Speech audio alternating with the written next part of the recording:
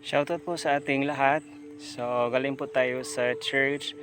At syempre, alam niyo naman na na-disgrasya yung tatay ko. Tapos, sirang-sira yung motor. So, hindi po siya nagagamit.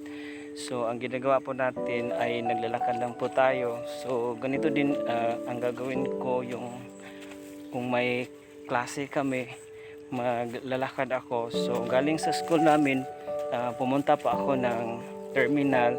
Tapos galing sa terminal, magsakay ako ng bus. Tapos meron namang kalsada papunta sa amin, pero mahal masyado yung pamasahe. So ang ginagawa ko, sumakay ako ng bus para makatipid-tipid. So ito, pero minsan ihatid ako at kasunduin ako ng asawa ng kapatid ko, pero pag may ginagawa, busy or andun sa trabaho, so ito yung ginagawa ko papunta sa amin, maglalakad po tayo. So ito yung daanan, so medyo maputi.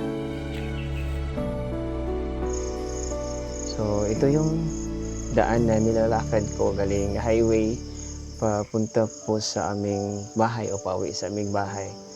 So medyo maputik, so ang daming putik na kumakapit sa sapatos ko kasi umuulan kanina at sa ngayon umaambon pa rin, pero medyo okay na siya kasi hindi naman siya malakas. So ito yung daan galing highway papunta o pauwi sa aming bahay. Siguro mga 2 to 3 kilometers from highway pa uwi sa aming bahay. So medyo nahirapan tayo kasi alam nyo na disgrasya yung tatay natin. Tapos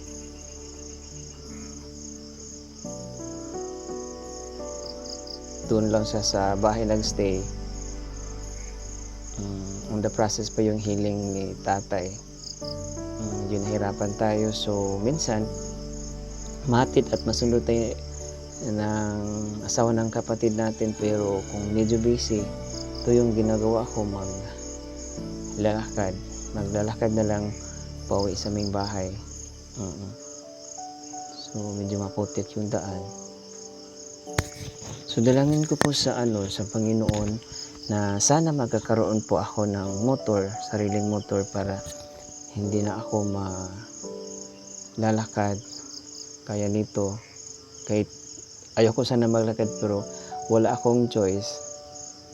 Kahit maputik, nilalakad natin.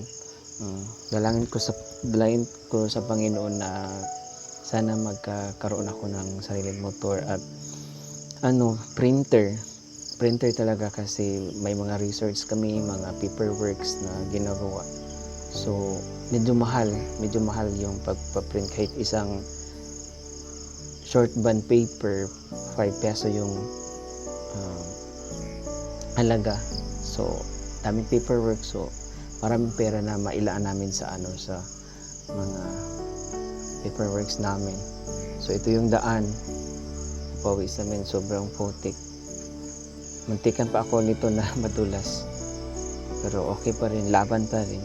Kahit na nahihirapan na ako, patuloy pa rin kasi alam ko pagsubok lang to. So ito, so maraming salamat po sa inyong panonood. May the Lord continue to bless you more. Bye bye.